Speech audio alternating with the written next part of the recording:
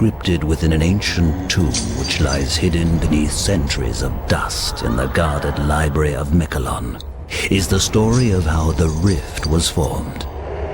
Though most cannot recall a time when the Rift did not divide the Enclave from the Outlands, they were at one time unified. In that time, there were lands which were believed to bear the very essence of magic, for they were lush and prosperous. All who did not hold the secrets of the soil, which were protected by the Pact of G4, coveted these lands fiercely. The great demon, Vatar, knew that with this magic, he would be invincible. He would at last prevail over all. Venomously, he led his army to attack the dwellers of the land to claim it as his own. The battle raged, and the people fell before Vatar's vast army. Victory was so close it could be tasted upon their blackened tongues, as bodies of the defenders lay sprawled about them on the bloodied field. Exultantly, Vatar rose to proclaim his triumph. It was then that disaster struck, in the form of a pathetic little wizard called the Mighty Zale.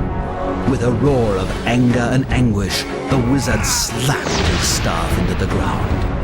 The world trembled and then cracked, parting beneath Vatar's feet. With an outraged scream, the demon lord plummeted to the depths, to be consumed by the earth he sought to rule. A chasm grew from this powerful blast of magic, wide and longer than any could measure. It was too vast to be traversed, thus separating the people who fought against Vatar forever. The devastation on the faces of the defenders was a small consolation to the Dregatar, as they retreated to pray for Vatar's return.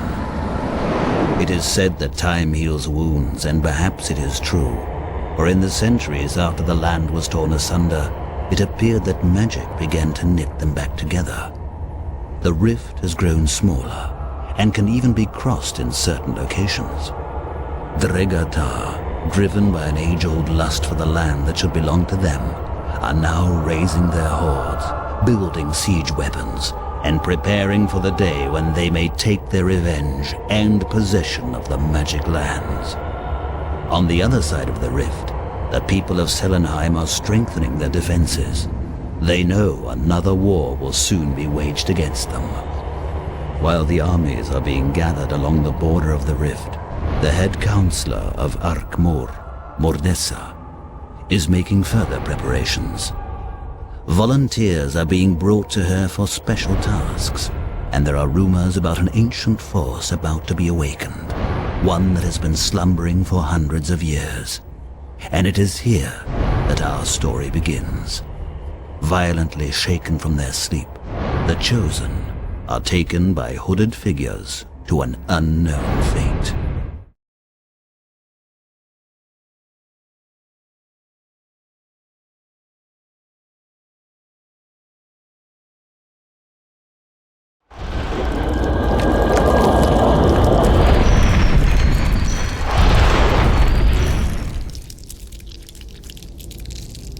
Time has come.